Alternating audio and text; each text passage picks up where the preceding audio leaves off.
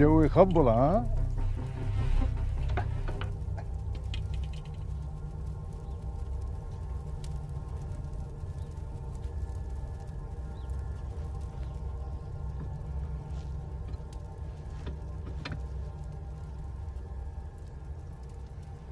هاي السمكة سويتها خصيصا إلك. نعم والله عمي.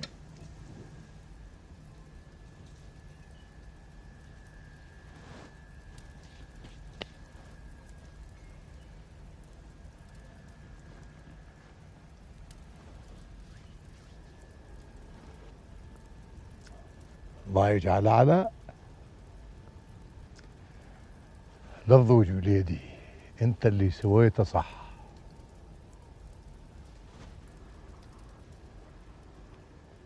علاء خان خربط علينا كل الشغل ودل علينا المكافحة. علاء خان أخوه سند اللي كان معتبره مثل أخوه، خان الزاد والملح وخان ربعه وناسه. أكثر من شهر رحنا ندور على الخائن، ما شكيت بيه ولا لحظة. كنت أحسبه مثل ابني. خان الزاد والملح، فوق ما دل المكافأة على البضاعة غدر بسند اللي جابه. على صفحة وراحت عمي. أقول لك شو تأخر الحمل ليش؟ يعني الوضع مخربط هناك شوية. صدق عمي، صبار حاب يجي يشوفك. خليجي حتى نفتهم منه شيء، نشوف شنو هذا التأخير. أقول لك دا أحس دحام داخل على الخط. شلون يعني؟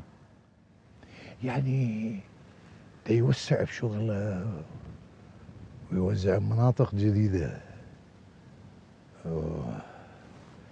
ناوي يدخل على بغداد يوزع بيها، وهذا معناه أنه لازم يحتاج بضاعة كبيرة، وهذا أيضا يعني أنه إذا أراد بضاعة جديدة معناها يروح النوح. والله ما أدري،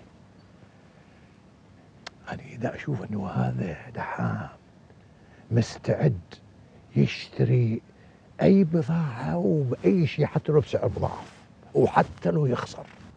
تدري ليش؟ حتى يحرق السوق علينا.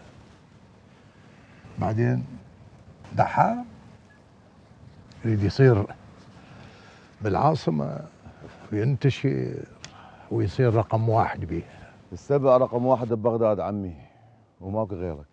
عافية. ودحام أنا بوجهه، لا تشيل هم. أكل جاهز عمي. عافية فواز، شو طورت الخطبة؟ نريد نفرح يا معود. إن شاء الله ما تطول عمي. فواز يقول ما عرس إذا ما يطلع سند، حتى الفرحة تصير فرحتي. هذا فواز نشمي وهبريح وخوش ولد، وصاحبه صاحب. الله يرحم أبوك. الله يرحمه. كريم زلمة يعادل 10 زلم. الله يرحمه. الله يرحمه. يلا يا شباب، يلا تعالوا. يا الله.